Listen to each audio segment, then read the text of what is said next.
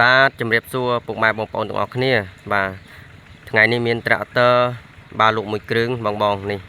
ត្រាក់ទ័រនឹងឧបករណ៍មានមុខក្រោយបាទមានគប់និងគាល់មួយឈុតតែម្ដងបាទហើយចំណែកត្រាក់ទ័រហ្នឹងគឺ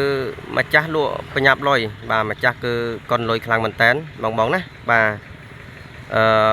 ចំណែកត្រាក់ទ័រហ្នឹងម្ចាស់គឺឲ្យដាក់តម្លៃលក់តម្លៃ$5000បងប្អូនណាបាទតម្លៃលក់បាទអញ្ចឹងបងណាមានតម្រូវការចង់បានអាចតាក់ទើមកខាងបងអូនបានបាទសូមបញ្ជាក់ថាត្រាក់ទ័រមួយគ្រឿងហ្នឹងចំណែកម៉ាស៊ីនគឺអត់ទាន់មានដោះទាន់មានរើទេបងណាបាទគឺម៉ាស៊ីនគឺនៅសនំស៊ីនបាទហើយមួយទៀតប្រអប់លេខគឺនៅល្មមប្រើបងណាបាទនៅល្មមប្រើហើយទៅលើសាច់ឈាមគឺនៅស្អាតសមរម្យបងណាសាច់ឈាមណាបាទគឺនៅស្អាតកង់ក្រើយគឺនៅបានបាទតែស្ទើរកង់មុខបងស្ទើរកង់មុខបាទហើយចំណែកអង្គប់នេះនៅភិនភាកប៉ុណ្ណេះបងណាបាទអង្គប់អង្គលគឺនៅប្រើបានទាំងអស់បាទគាត់ថាវារៀងចំណាស់តិចចឹងណាបងណាបាទសាច់ឈាមវាអត់សូវភ្លឺបាទដោយសារតែត្រាក់ទ័រយើងវាស៊េរី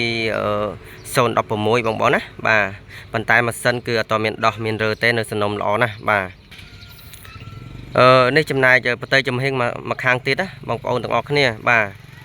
ហើយយ៉ាន់អីទឹកថ្នាំអីក៏នៅស្អាតសមរម្យទាំងអស់បងបាទនេះនិយាយទៅត្រាក់ទ័រគឺលក់តម្លៃធូរមែនតែន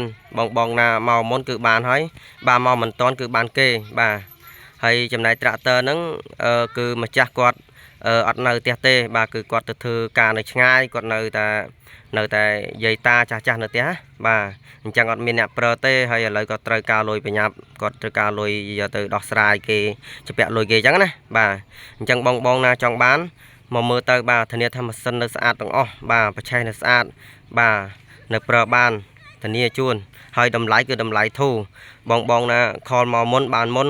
ខលមកក្រោយគឺអត់ហើយបាទត្រាក់ទ័រគឺមានតែមួយគ្រឿងនឹងទេបាទហើយចំណែកទីតាំងសូមបញ្ជាក់បងប្អូនទាំងអស់គ្នាណាបាទគឺនៅខាងខេត្តព្រៃវែងបាទគឺនៅខាងខេត្តព្រៃវែងយើងបាទ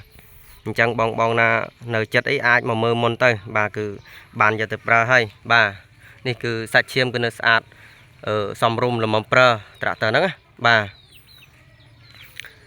ហើយបងប្អូនណាមិនទាន់ជួយចុច like មិនទាន់ជួយចុចជីវ Subscribe នៅក្នុង Channel របស់ខ្ញុំបាទពុកម៉ែបងប្អូនជួយចុចម្នាក់មួយមកបាទដើម្បីពុកម៉ែបងប្អូននឹងទទួលបានវីដេអូដែលខ្ញុំផុសលើកក្រោយទៀតបានមុនគេបានឃើញបានទស្សនាមុនគេបាទ